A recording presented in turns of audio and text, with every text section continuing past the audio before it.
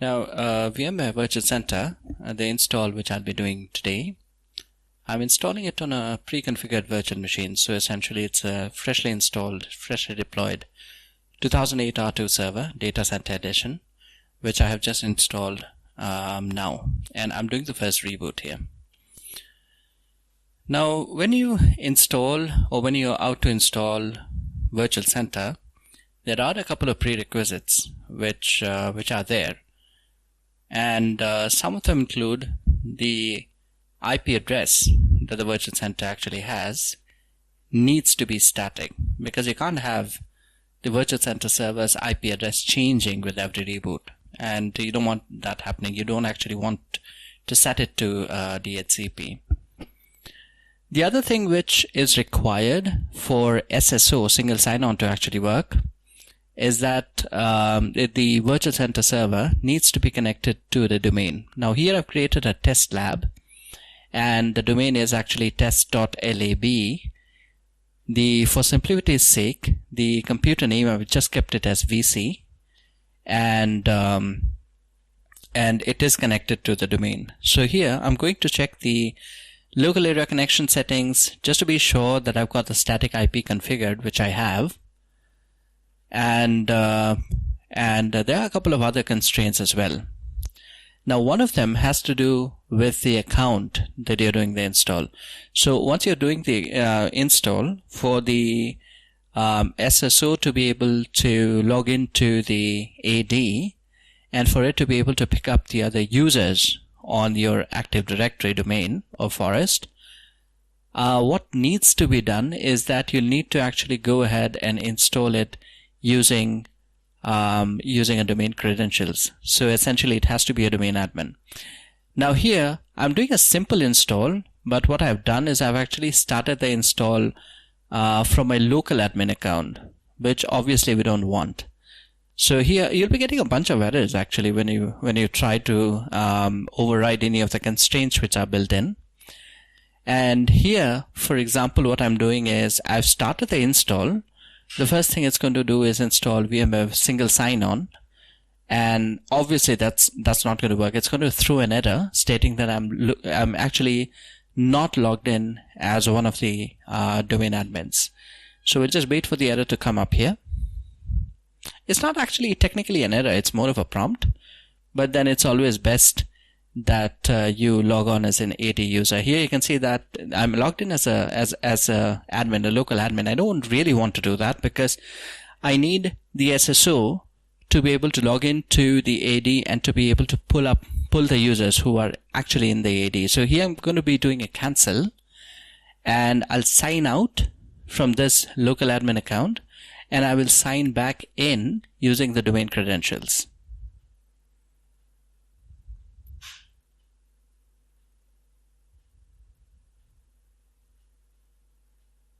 So here you can see that I'm logging into the test domain, and I'll be using the domain administrator.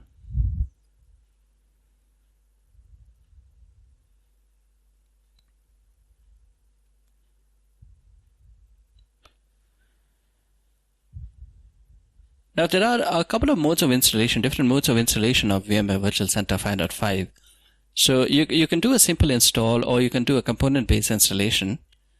And by that, what I mean is you can actually install all of the components that comprise of the Virtual Center on the same machine, or you can actually set it up as a distributed kind of an environment wherein you have the SSO and inventory service, etc. Installed throughout the environment. Now, on separate boxes or separate machine. Now here, for simplicity's sake, I'm just going to be doing a simple install wherein everything will be installed on the same box.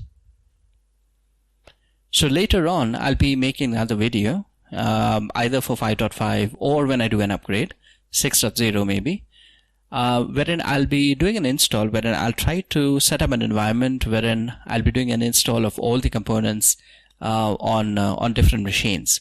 So you guys can get a feel of how that actually plays out. Now, when you're doing a simple install, the first thing that you'll be noticing is that the first thing that will install is the vCenter single sign-on. So the single sign-on is the authentication bit of the Virtual Center server. And once you actually install the single sign-on, then you'll be prompted for various other components. For example, the inventory service and the Virtual Center itself.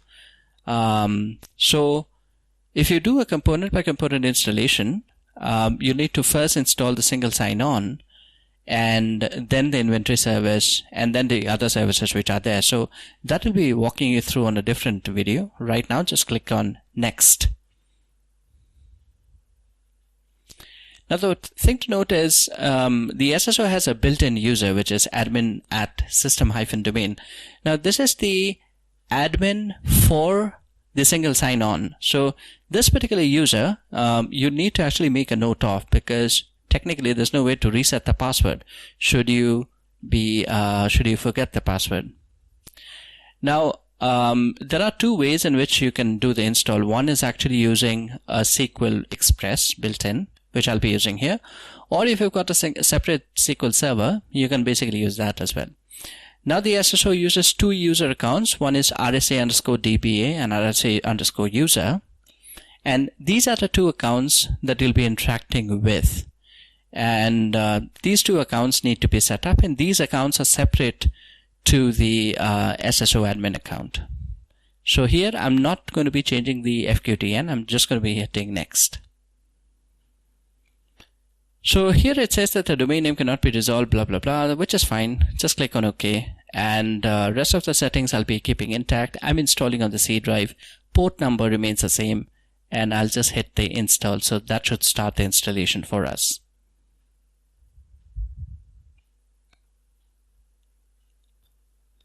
Now the thing to keep in mind is depending upon your install type, or depending upon the environment that you're actually installing on, the install might actually go through fine, or what you might see is errors in terms of the actual installation.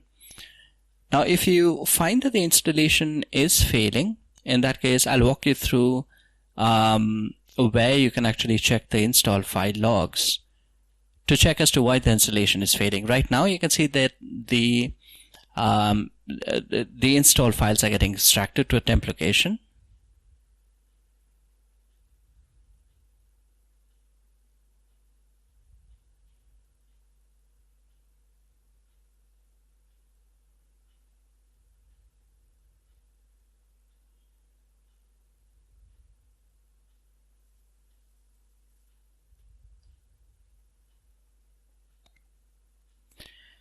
Now here you find the SQL Server R2 setup, which is going to install an instant of SQL 2008 R2 on the local system.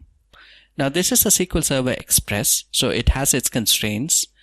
You can have a maximum of 4 ESX hosts connected, and there are limitations with that regard. So the number of VMs you can have, the number of hosts you can have, the amount of users you can have is all actually correlated. So if you want an installation which is going to be more than the number of hosts that the SQL supports, in that case the way to go forward would actually be to have a default configuration of SQL 2008, SQL Server 2008 somewhere else, and then you can use that particular external SQL Server, full-blown SQL Server, to start the installation.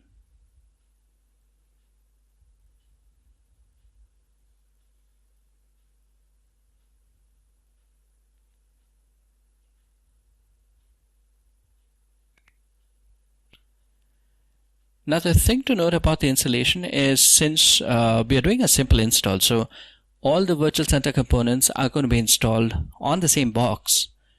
So technically, if you go to the hardware system requirements of VMware Virtual Center server installation, you'll find that for a default install, we would be requiring about 16 GB of RAM at the bare minimum and 4 vCPUs for doing the install. Now, since this is a test environment, that's not in production, it's just a test environment on my lab setup.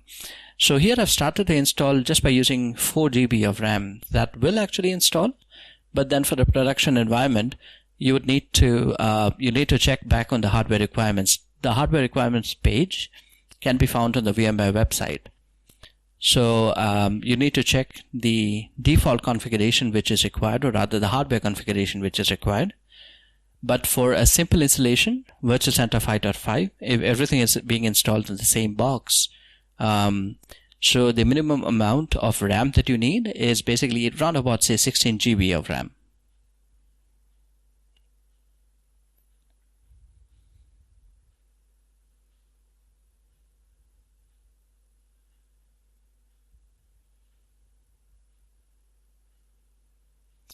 So one way of figuring out as to what is really happening in the background. So if you want to check the progress as to what is being installed, etc. So this GUI interface is not really the best option. So what you need to do is go into Run and type in %temp % and hit OK. So that takes you into the temp folder for your profile that you're logged in with. Now by default, you'll be able to see the files which are actually there. Now since we are doing a SQL Server setup, so if I open this particular file, which is SQL setup, and if I go to the very end, I can check for progress. I can see what's going on. I can see as to which all tables are being created, which user accounts are being used, etc. So if you actually want to check as to what's happening in the background, in that case, that's the way to go.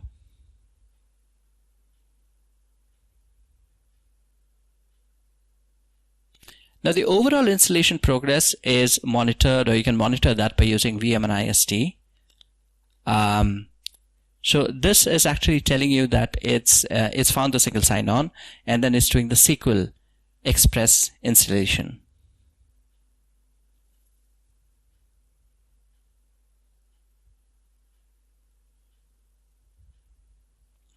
Now this is the MSI logs. So if during install you actually run into any issue with the MSI error, in that case, this is a log file you need to come back and check if you suspect it, you're actually hitting an MSI error.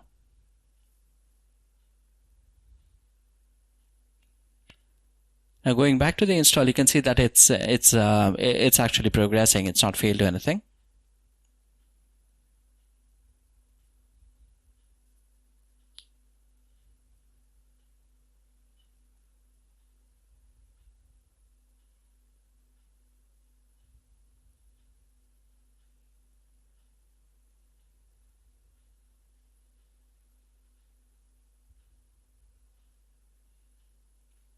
Just opening the SQL install file once more to check for progress.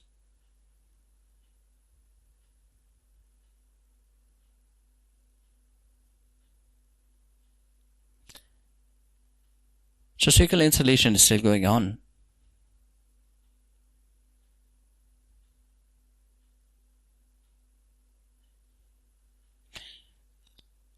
So SQL, I think installation has completed. You can see it's doing a scanning and normalizing the SQL Server registry keys. That means the initial install is actually finished. Let me just go ahead and disable the AVG here to pop up.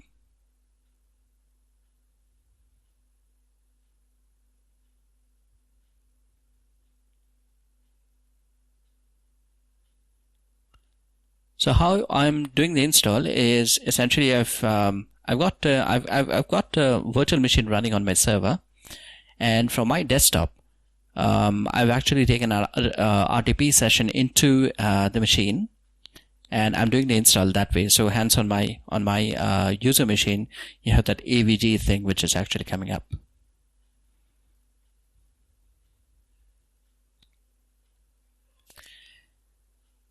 So this is the SSO installation currently.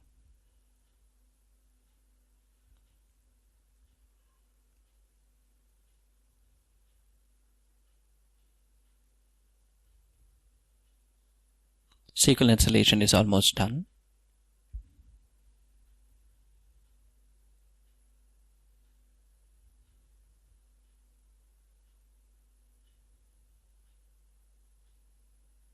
Okay, so SQL is actually done now. Doing a refresh, you can see that one of the files is gone. If I open up the SQL Server setup file, you can see that the installation has completed successfully.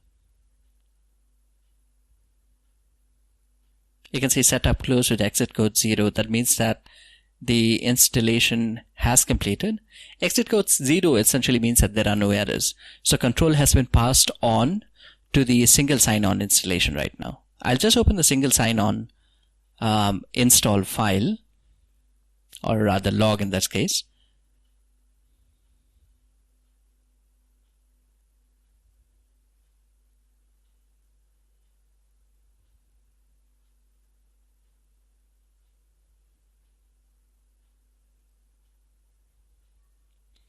vmmsql.cmt. Now that's what is actually going to be changing. Remember I told you that we had the RSA user and the RSA admin accounts that we created. That were created by default. So this particular file is going to show us as to which all commands are running in the background to be able to set up those user accounts.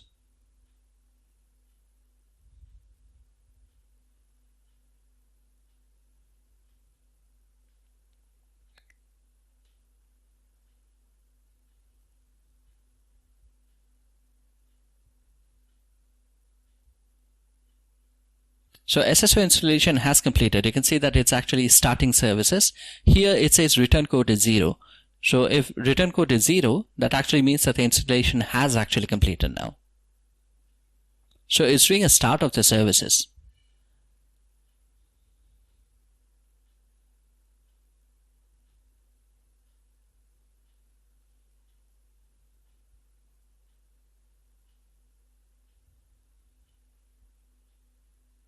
Now at this point, if you go to services.msc, you'll see that the SSO has actually installed. So it's finished installing, and so around about this time, once this finishes, once the services actually started up, it will actually install the inventory service, profile-driven storage, and the actual Virtual Center service itself.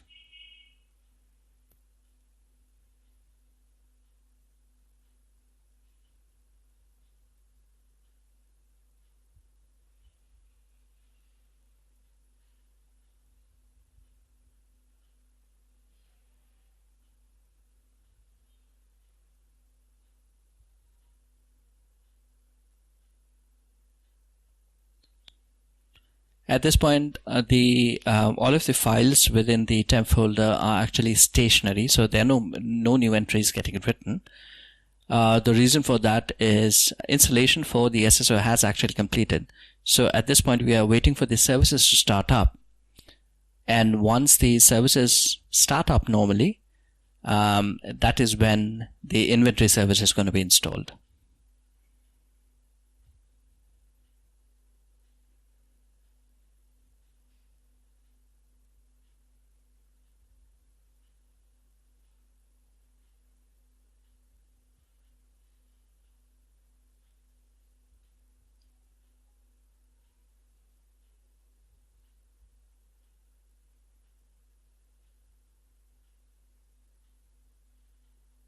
So while waiting for this, for people who are watching this this particular video, thanks for logging in, and thank you for all the people who've actually subscribed. So in terms of any new videos that you want to watch, or any other topics that you want me to actually make a video of on this channel, it would help if you can actually leave a comment on this video, so that way I'll have an idea as to what you guys want to actually see in future, and then tailor make the videos that way. I'm just logging into individual folders here, which are the other folders, which are essentially temp folders, just checking as to what all I can find. So this is the extracted the SSO installation folder, and these are the SQL entries which are run at the time of setup. So you can see the RSA DBA, RSA user, which actually is is set up during the install.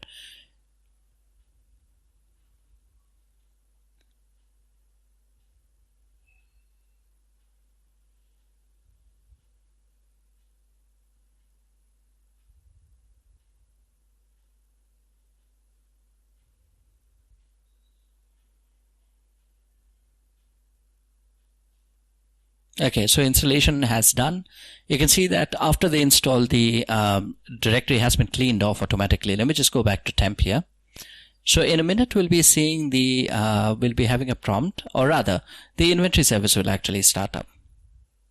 So in the background, you can see that it's actually started up automatically.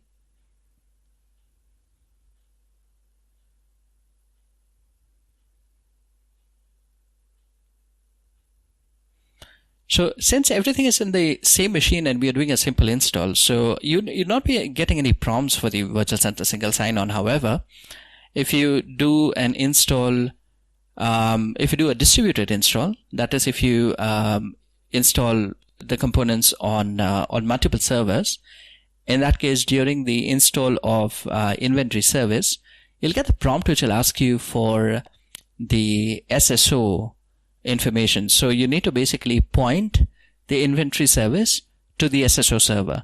So on this video, I don't think we'll be having an option for me to actually show you that.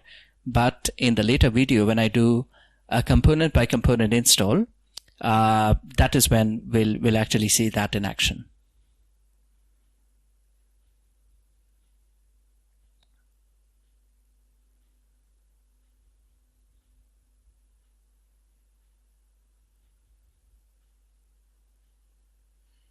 So this is the file for the inventory service. You can see product inventory service right there. And okay, so returning 0, that means that it's actually finished. The install has completed successfully without any errors.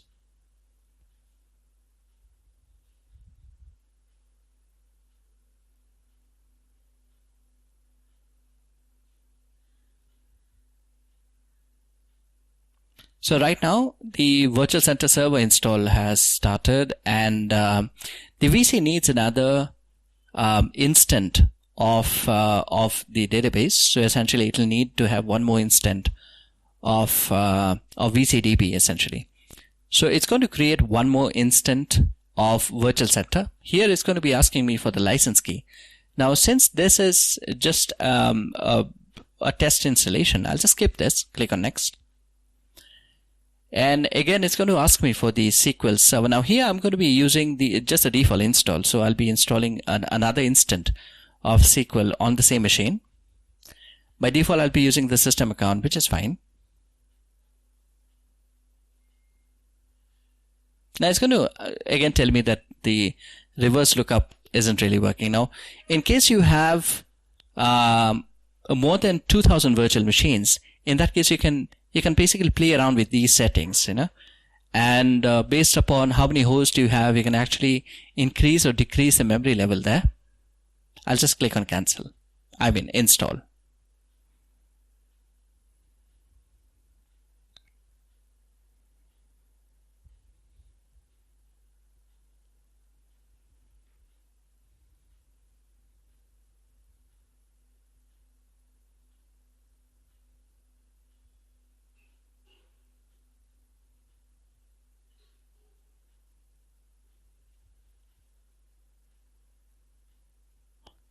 So as I mentioned earlier, if I go to services.msc, you'll see that what I'm expecting to see is I'll be seeing the inventory service and the single sign-on already installed.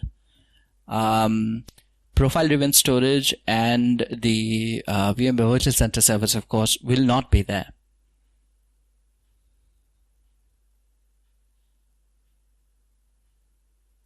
So you can see the single sign-on, you can see the VMware vCenter inventory service there. SQL, of course, is the SQL instant that we've installed by default. That's an express install. SSPI, of course, is the SSO component.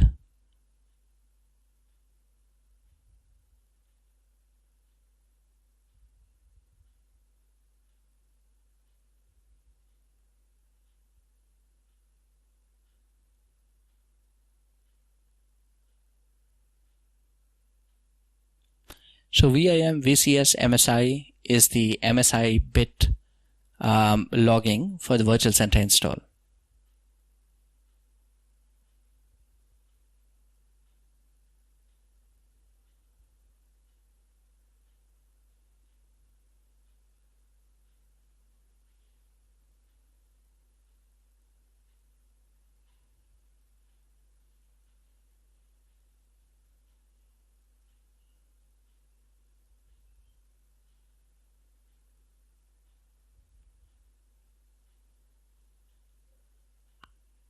Right there, you can see the default certificate which has been generated. So post installation, if you want to use a custom cert, so post installation, you need to actually come back and you need to basically replace the default certs with custom certificates.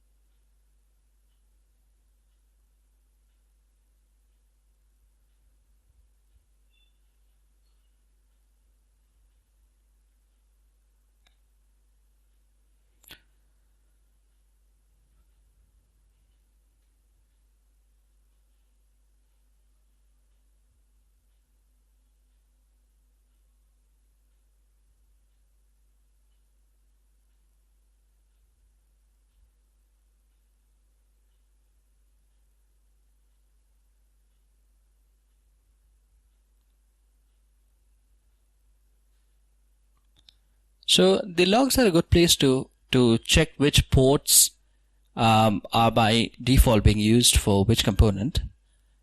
And if you just go through the ports, you'll find the LDAP information, you'll find the port for the SSO, the inventory service, everything is actually listed. So if you want to really find out in the background as to what is happening, which all components are getting installed, etc., the logs are a good place to actually check. So right now installation has completed. You can see that registering with the lookup service and the SSO which is going on, and starting services. So essentially installation has actually completed.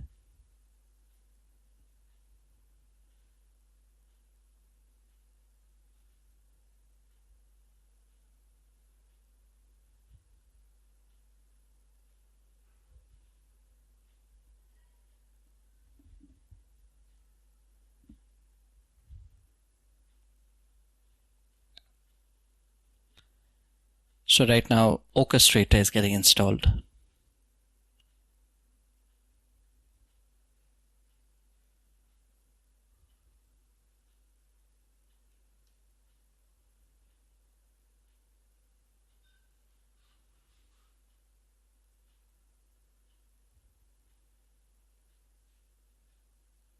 And now we have the profile-driven storage. So the profile-driven storage doesn't actually have, it'll be installed in the same machine on which VC is getting installed. So that's one service. Even if you use it, even if you use a custom install, the profile-driven storage would be installed on the same machine as a Virtual Center. Going back to services.msc and checking out that the Virtual Center has now been installed. You can see right there.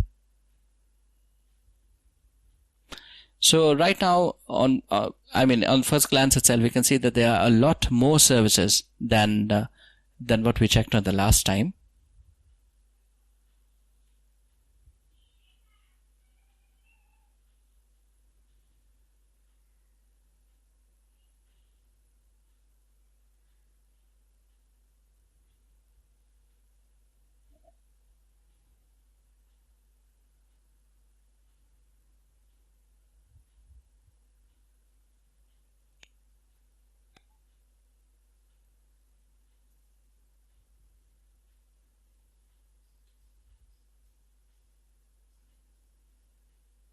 Just waiting for the profile-driven storage service to get installed here.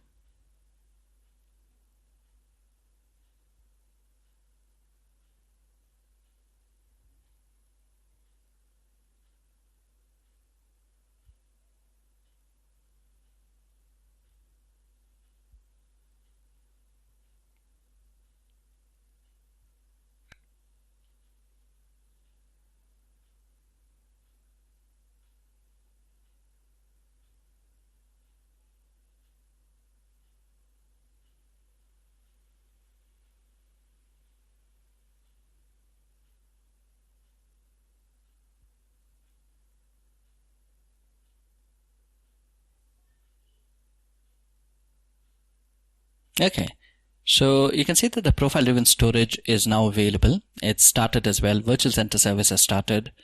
Installation has actually completed. I'll click on the finish button here. Now the thing to note is, let me just go ahead and delete this shortcut.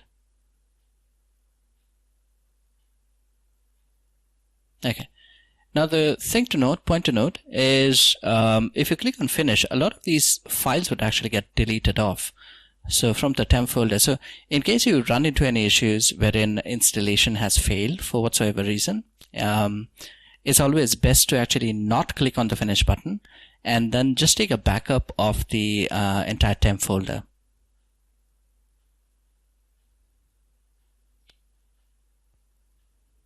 So it says that the installation has completed successfully.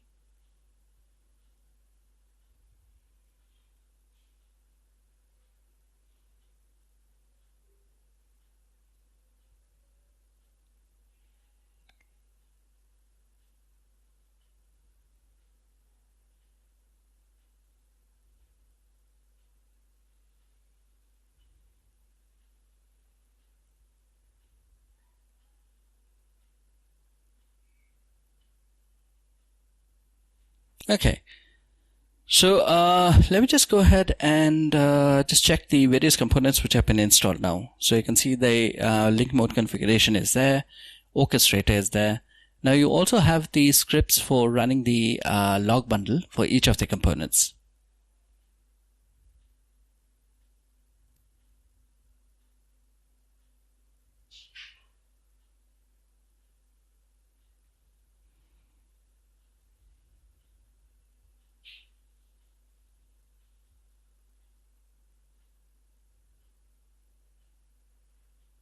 So that in short is basically the installation of the Virtual Center. So in the next video, what we'll be doing is I will actually walk you through the installation of the web client and the vSphere, the vSphere client as well as the web client.